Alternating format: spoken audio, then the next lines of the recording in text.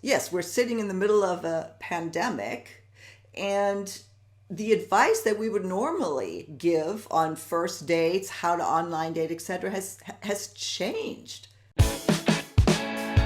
Did you push record?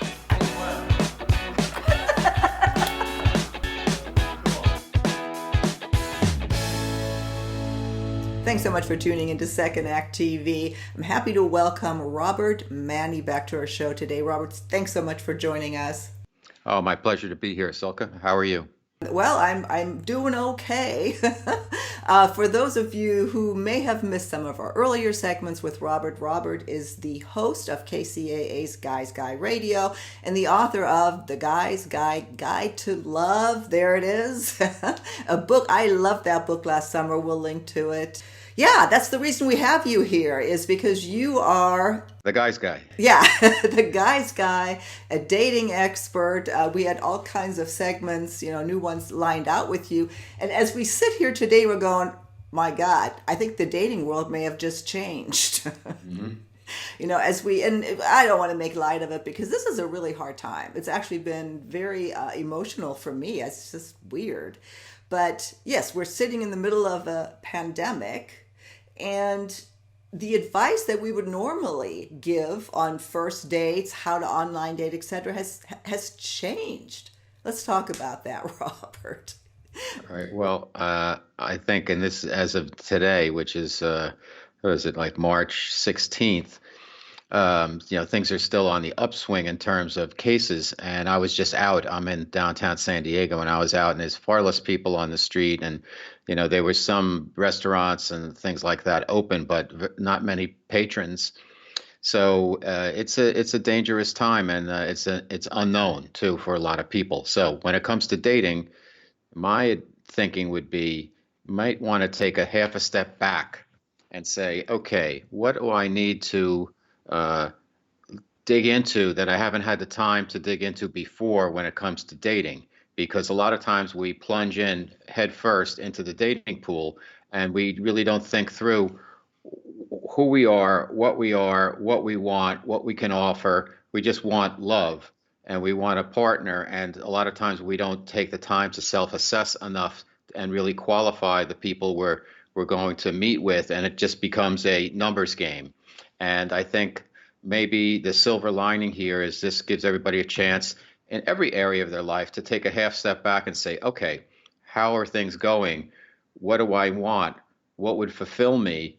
And then proceed very cautiously right now. I mean, if you're going to be out there dating physically, you better be wearing a hazmat suit, because right now it's not the time. Like it's you're meeting new people. You don't want to be up close and personal because you don't know who they've been exposed to and everything. So, I think dating has to become a little bit secondary right now, and we can use that time once again to reassess who we are, what we're looking for, particularly in these changing, uncertain times, and what we have to offer versus where we were before in the process. So the whole game has changed, if you will. What one thing that I heard is that, well, one, that the dating apps, are actually picking up in usage, and that is, I guess, typical, like in snowstorms and things like that. Where I said earlier that, some of the advice that we give may be different now because, and you and I agree on this, is that once you meet someone, once you connect online, you need to get out in the real world as soon as possible, because, you can't carry on a relationship, via text or emails or that. Well, that's different now. Now, one of the suggestions from the major dating sites is, start a FaceTime relationship, start video chatting, because take the time to figure out if this is worth getting out of the house for. And what do you say to that? Well, obviously the chemistry changes, the energy changes when you meet somebody in person to person rather, than even FaceTime. But you have to be adaptable. And FaceTime isn't bad. It's as close as you get without being upfront and personal. So I don't think that's a bad idea right now. So maybe your first date, instead of cappuccino or a glass of Chardonnay, becomes a FaceTime, and you get to know each other a little bit that way. And being that for both people, it's a new type of circumstances, you could see, okay, how does this other person handle this type of situation? How do they handle uncertainty? How flexible are they?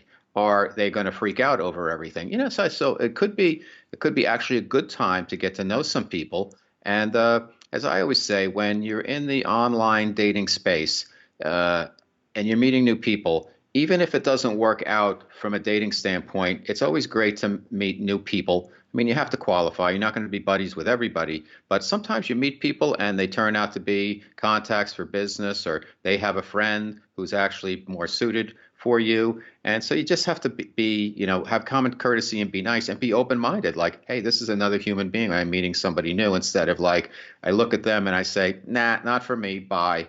And that happens so much. And maybe people will be a little bit more mindful of the other person's feelings, and the fact that we are all connected. Yes, exactly. Exactly. And, do you really, so we're doing the show today. And at first, before we even did this and we talked off camera, it's like, do we even do this now? Is this even important, with what everybody's dealing with? Do you really think about dating?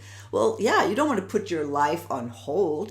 And it's not even, so maybe you haven't met the person yet that you're connecting with, but maybe you've had one date or two dates. Now, how do you proceed in this anxious and fearful environment? Maybe you have FaceTime dates. Maybe you each agree, have a glass, get a glass of wine, and let's have a date. I mean, just there's this different way, like you said, of how would you handle this, and how do we connect in that space? Yeah, well, listen, everybody's different. Some people might be open to it, and other people may not be as open to it. And they figure, like, let's just wait until things calm down. That's cool. Also, I think it's up to the individuals. If you really want to, be out there, then you have to be open to a FaceTime meeting, and obviously know that you're not going to be in close proximity anytime too soon, and that you have to be able to deal with that. And if you want to get to know somebody, that's cool, but everybody's different, and other people might have, you never know what's going on in somebody else's world completely. They might have people that they know that have been exposed. They might have a monetary, a financial crisis going on because of Right. this right now. And you give it a couple more weeks, small businesses, people, it's not a payroll tax thing, in my opinion. It's about people who don't have a payroll that are really could be hurting. And what are they going to do about National Tax Day and everything else, because there's so much uncertainty. So I think the key is to be flexible and open-minded, not judge somebody by, try not to judge in general, but if everybody's going to handle this situation a little bit differently. And I think we all have to be generous of ourselves, understanding that it's not a comment on us. Everybody's going through this their own way right now. No, exactly.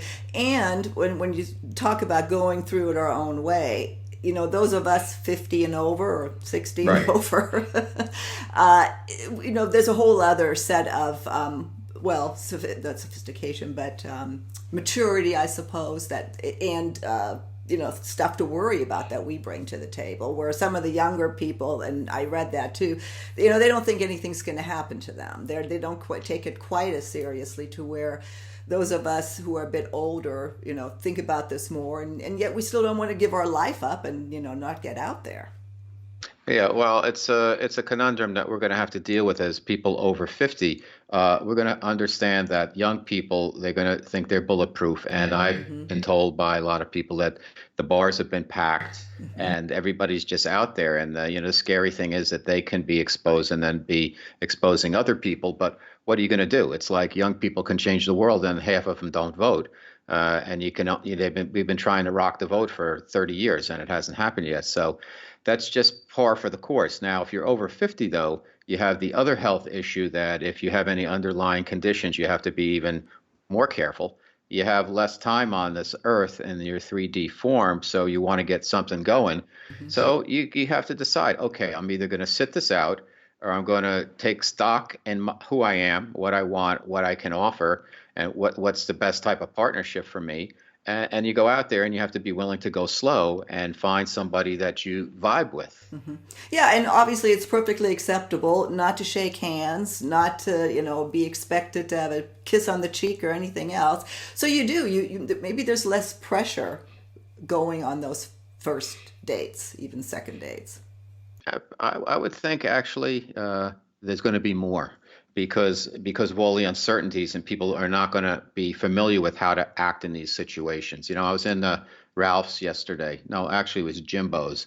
I had to get something, and I saw a guy, and he was leaning over the counter to talk with the woman behind the counter, and she was leaning in to listen to him, and they were about like 6 inches away from each other. I'm like, don't people like what are you doing? I didn't say anything or anything, but people just Yeah. they're going to go do their thing. So people that are mindful and like-minded with what we're talking about and aware of everything, they're going to have to factor that in. And also, hey, I meet somebody new and they're out there partying. They don't really care. Okay, is this the type of person that I want to get to know better? I don't know. Maybe. Depends on what your perspective is. But I think we could actually, when the times are tough, you get to learn a lot about people. So maybe we'll get to learn, maybe this is an opportunity to learn about people, who they are Yeah. inside faster, their character.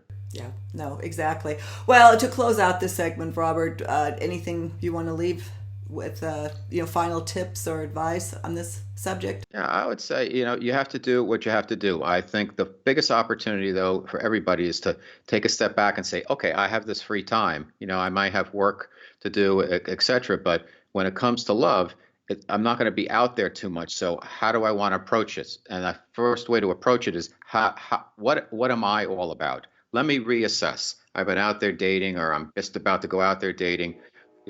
What do I really want? What's going to work for me? And then you learn to navigate this particular situation. But start with yourself and love yourself. That's number one. Yeah. Well, Robert, thanks. Like I said, we wanted to, give some time to this because this is we don't know our world anymore. Everything has changed. But I want to hold you over some other segments. Okay. When we get back out there, how do we handle that first date and get to the second date? So Love it. we will link, of course, to all of your information, and we'll see you on the next segment of Second Act TV. All right. Stay safe, everybody.